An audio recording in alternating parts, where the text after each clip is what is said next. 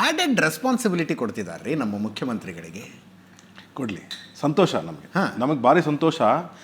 ಈಗ ಮುಖ್ಯಮಂತ್ರಿ ಸ್ಥಾನದ ಬದಲಾಗಿ ಕೇಂದ್ರದಲ್ಲಿ ಏನಾದ್ರು ರೆಸ್ಪಾನ್ಸಿಬಿಲಿಟಿ ಅನ್ನೋದಾದ್ರೆ OBC ಸಲಹಾ ಮಂಡಳಿಗೆ ಸದಸ್ಯರ ಸ್ಥಾನ ಕೊಡ್ತಾರ, ಇನ್ನೇನಾದ್ರು ದೊಡ್ಡ ಸ್ಥಾನ ಕೊಡ್ತಿದ್ದಾರೆ ಸಂಘಟನೆಯಲ್ಲಿ. ನಾಥೂರ್ ಈಗಾಗಲೇ ವಿಶ್ಲೇಷಣೆ ಮಾಡಿದ್ರು. ಅದ್ರ ಜೊತೆಗೆ ನಾನು ಇನ್ನೂ ಒಂದು ಹೇಳ್ತಾನೆ. ಮೊನ್ನೆ ಇದು ಅನೌನ್ಸ್ ಆಗಿದ್ದು ಸೋಮವಾರ ನಂತರ ನಾವು ಒಂದಷ್ಟು ಜರ್ನಲಿಸ್ಟ್ಗಳ ಹತ್ರ ಮಾತಾಡ್ತಿದ್ವಿ. ನಿನ್ನೆ ಒಂದಷ್ಟು ಪೊಲಿಟಿಕಲ್ ಅನಲಿಸ್ಟ್ ಹತ್ರ ಮಾತಾಡ್ತಿದ್ವಿ. ಅವ್ರು ಒಂದು ವಿಚಾರ ಸಜೆಸ್ಟ್ ಮಾಡಿದ್ರು, what is given will come back ಅಂತ ಹೇಳಿ. ಹೇಗೆ ಮಲ್ಲಿಕಾರ್ಜುನ್ ಖರ್ಗೆ ಅವ್ರನ್ನ ಇವರು ಕೇಂದ್ರಕ್ಕೆ ಕಳಿಸ್ತರೋ ಹಾಗೆ ಇವತ್ತು ಇವ್ರನ್ನ ಕೇಂದ್ರಕ್ಕೆ ಕಳಿಸ್ತಕ್ಕಂತಹ ಒಂದು ಪ್ಲಾಟ್ಫಾರ್ಮ್ ರೆಡಿ ಆಗಿದೆ.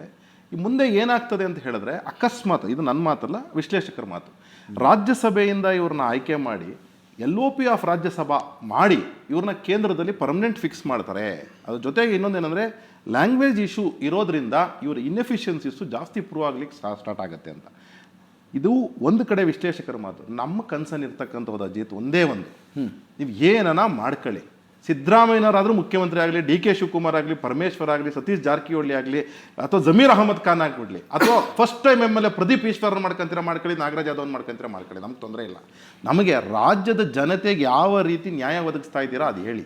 ಯಾಕೆ ಅಂತಂದರೆ, ನೀವು ಆಗಲೇ ಆಫ್ ದ ಹೇಳ್ತಿದ್ರಿ, ರಸ್ತೆಗಳ ಬಗ್ಗೆ ಹೇಳ್ತಾ ಇದ್ರಿ.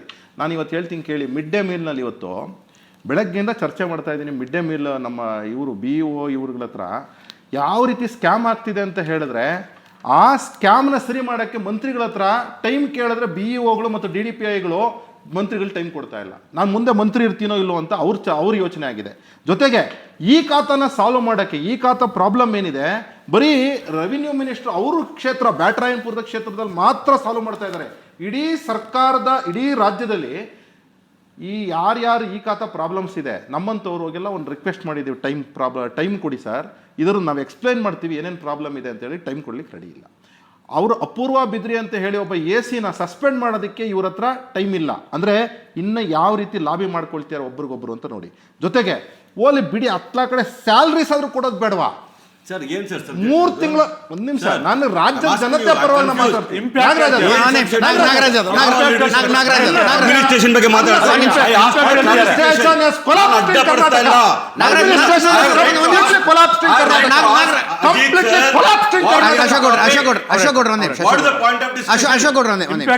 ನಾಗರಾಜ್ ಯಾದವ್ ತಮ್ಮ ವಾದದ ಆರಂಭದಲ್ಲಿ ಅವರೊಂದು ಮಾತು ಹೇಳಿದ್ರು, ಯಾರನ್ನ ಮುಖ್ಯಮಂತ್ರಿ ಮಾಡ್ಕೊಳ್ತೀರಿ ಅನ್ನೋದು ನಮಗೆ ಸಂಬಂಧಪಟ್ಟಿದ್ದಲ್ಲ, ಯಾರನ್ನಾರು ನೀವು ಮುಖ್ಯಮಂತ್ರಿ ಮಾಡ್ಕೊಳ್ಳಿ, ಮೊದಲು ಇದನ್ನ ಸರಿ ಮಾಡಿ ಅಂತ ಹೇಳ್ತಾ ಇದ್ದಾರೆ. ಆಯ್ತು, ಈ ವಿಷಯ ಅಭ್ಯಂತರ ಇಲ್ಲ.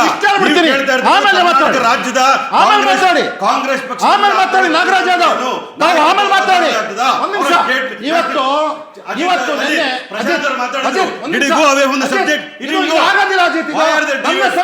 ನಾಗರಾಜ್ ಯಾದವ್ ಇಂಟ್ರೂಡ್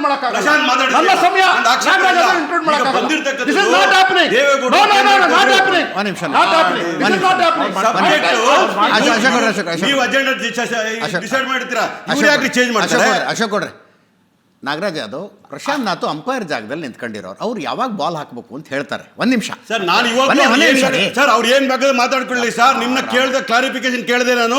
ನಾವು ಚರ್ಚೆ ಮಾಡ್ತಾ ಇರತಕ್ಕಂಥದ್ದು ನ್ಯಾಷನಲ್ ಪಾಲಿಟಿಕ್ಸ್ಗೆ ದೇವೇಗೌಡರು ಆಗಿದ್ರು, ಈಗ ಸಿದ್ದರಾಮಯ್ಯ ಕಳಿಸ್ತಾ ಇದ್ದಾರೆ, ಕಾಂಗ್ರೆಸ್ ಅಲ್ಲಿ ಆಗ್ತಾ ಬದಲಾವಣೆ.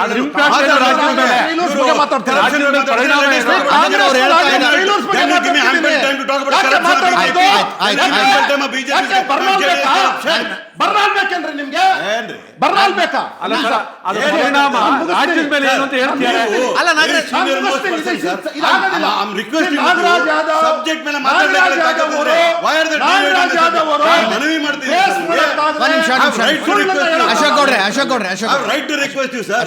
ನಿಮಿಷ ಆನೆಸ್ಟ್ ಆಗಿ ಹೇಳಿ ನಾಗರಾಜ್ ಯಾದವ್, ಸಿದ್ದರಾಮಯ್ಯನವರು ಸೆಂಟ್ರಲ್ ಪಾಲಿಟಿಕ್ಸ್ಗೆ ಹೋಗ್ತಾರಾ ಬಿಡ್ತಾರಾ ಅನ್ನುವಂಥದ್ದು BJPಗೆ ಏನು ಸಂಬಂಧ? ಮಾತಾಡ್ಲಿ ಅದ್ರ ಬಗ್ಗೆ. ಏನ್ ಮಾತಾಡಿದ್ವಿ? ಏನ್ ಪೊಲಿಟಿಕಲ್ ಇಂಪ್ಲಿಕೇಶನ್ಸ್ ಬಗ್ಗೆ ಮಾತಾಡ್ಲಿ. ಅವ್ರಿಗೆ ಪೊಲಿಟಿಕಲ್ ಅನಾಲಿಸ್ಟಿಕ್ ಗೊತ್ತಿದ್ರೆ ಮಾತಾಡ್ಲಿಕ್ಕೆ ಹೇಳಿ. ಸಬ್ಜೆಕ್ಟ್ ಅದಲ್ಲ. ರಾಜ್ಯದ ಕರಪ್ಷನ್ ಬಗ್ಗೆ ಮಾತಾಡ್ತೀರಾ, ಒಂದು ದಿವಸ ಸಪರೇಟ್ ಇಟ್ಕೊಳ್ಳಿ. ಇವತ್ತು ಸಿದ್ದರಾಮಯ್ಯ ನಾಗರಾಜ್ ಯಾದವ್ ಸಂಬಂಧ ಇಲ್ಲ. ನಾಗರಾಜ್ ಯಾದವ್ ಅದನ್ನ ಡಿಸೈಡ್ ಮಾಡೋದಕ್ಕೆ ಲಕ್ಷಾಂತರ ಸಂಬಳ ಕೊಟ್ಟು ನಾನು ಕುಂಡ್ರಿಸಿದಾರ್ರಿ ಇಲ್ಲಿ. ಹೌದ್ರಿ, ಲಕ್ಷಾಂತರ ರೂಪಾಯಿ ಸಂಬಳ ಕೊಟ್ಟು ನನ್ನ ಪಾರ್ಟಿನ ಡಿಫೆಂಡ್ ಮಾಡ್ಲಿಕ್ಕೆ ಲೀಡರ್ ಡಿಫೆಂಡ್ ಮಾಡಕ್ಕೆ ಕೊಡ್ತಿದ್ದಾರೆ. ಅಜಿತ್ ಅವ್ರಿಗೆ ಸಂಬಳ ಕೊಟ್ಟು ಕೊಡ್ತಿರ್ಬೋದು, ನನಗೆ MLC ಮಾಡಕ್ಕೆ ಕೊಡ್ಸಿ ನನ್ನ ಲಾಯಕನ್ನ ಸಮರ್ಥನೆ ಮಾಡ್ತಾರೆ. ಯಾರು ಸಬ್ಜೆಕ್ಟ್ ಡಿಬೇಟ್ ಮಾಡೋದು ನನಗೆ ಇಷ್ಟ ಇಲ್ಲ. ಕೇಳಿದೀನಿ, ಮಾತಾಡಿದ್ರೆ ಮಾತಾಡಿ, ನನಗೂ ಟೈಮ್ ಕೊಡೋದು ಮಾತಾಡಿ. ಗೋಲ್ ಪೋಸ್ಟ್ ಚೇಂಜ್ ಮಾಡಿ ನನಗೆ ಹೇಳ್ಬಾರ್ದು ನೀವು. ನಾಗರಾಜ್ ಯಾದವ್ ಹಿಂಗೆ ಬಾಲ್ ಹಾಕು ಅಂತ ಹೇಳೋದು. ನಾನು ಹೇಳಲ್ಲ ಸರ್. ಒಂದ್ ನಿಮಿಷ ಬಾಲ್ ವೈಡ್ ಆದ್ರೆ ಓವರ್ ದ ಶೋಲ್ಡರ್ ಆದ್ರೆ ಹೇಳೋದಕ್ಕೆ ನಾವು ಇಲ್ಲಿದ್ದೀವಿ ನೀವು ಅಲ್ಲ ಅಲ್ವಾ? ಮಾಡ್ತಾ ಇದ್ರಲ್ಲ ಸರ್. ನೀವು ಆಫ್ ಲೆಗ್ ಹಾಕ್ಬೇಕು, ಆನ್ ಲೆಗ್ ಹಾಕ್ಬೇಕು, ಬ್ಯಾಟ್ ಮೇಲೆ ಹಾಕಬೇಕು. ಅಂಪೈರ್ ಕೊಲೈಡ್ ಏನಂತಾರೆ ಗೊತ್ತಾ? ಅದನ್ನ ಮ್ಯಾಚ್ ಫಿಕ್ಸಿಂಗ್ ಅಂತಾರೆ. ಮಾಡಬೇಡಿ. ಆಯ್ತು, ನೀವು ಡಿಬೇಟ್ ಆದಾಗ ಹೇಳ್ತೀನಿ, ಅವಾಗ ಗೊತ್ತಾಗುತ್ತೆ ಯಾವ್ದು ಮ್ಯಾಚ್ ಫಿಕ್ಸಿಂಗ್. ಇದು ಮನವಿ ಮಾಡಿದ್ದೀವಿ. 2 ತಿಂಗಳು ಸಂಬಳ ಕೊಟ್ಟಿಲ್ಲ ಡಿ ಗ್ರೂಪ್ ನೌಕರರಿಗೆ. ಯಾರ್ರೀ ಸಂಬಳ ಕೊಡ್ತಾರೆ ಅದನ್ನು ಸ್ವಲ್ಪ ಹೇಳಿ. ಜೊತೆಗೆ RDPR ಸ್ಕ್ಯಾಮ್ನ ನಿನ್ನೆ ತಾನೇ ನಮ್ಮ ರಾಜೀವ್ ಅವರು ಕ್ಲೀನ್ ಕಟ್ ಆಗಿ ಹೇಳಿದ್ದಾರೆ ಯಾವ ರೀತಿ ಸ್ಕ್ಯಾಮ್ ಮಾಡ್ತಿದ್ದಾರೆ ಅಂತ. ಅದನ್ನ ಯಾರು ಸಾಲ್ವ್ ಮಾಡ್ತಾರೆ? PWD ಸ್ಕ್ಯಾಮ್ ಯಾರು ಸಾಲ್ವ್ ಮಾಡ್ತಾರೆ? ಓಲಿ ಬಿಟ್ಟಾಕ್ಬಿಡಿ ಇದೆಲ್ಲ ಒಂದ್ ಕಡೆಗೆ.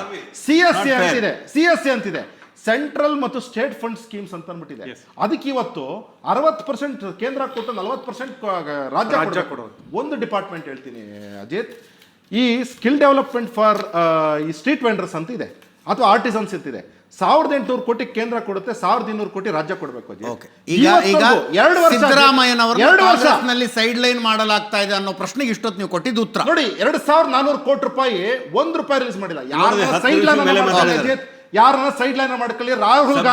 ರಾಹುಲ್ ಗಾಂಧಿನ ಬಂದು ರಾಜ್ಯದಲ್ಲಿ ಮುಖ್ಯಮಂತ್ರಿ ಹಾಕೊಳ್ಳಿ, ವೇಣುಗೋಪಾಲ್ ಹಾಕೊಳ್ಳಿ, ನನಗೆ ಅದಕ್ಕೆ ಸಂಬಂಧ ಇಲ್ಲ. ನಾನು ರಾಜ್ಯದ ಜನತೆ ಚರ್ಚೆ ಮಾಡ್ಲಿಕ್ಕೆ ಅಷ್ಟೇ. If you think this is the right argument, congratulations to you. ಇದೇ ರೈಟ್ ಆರ್ಗ್ಯುಮೆಂಟ್ ಅನ್ನೋದಾದ್ರೆ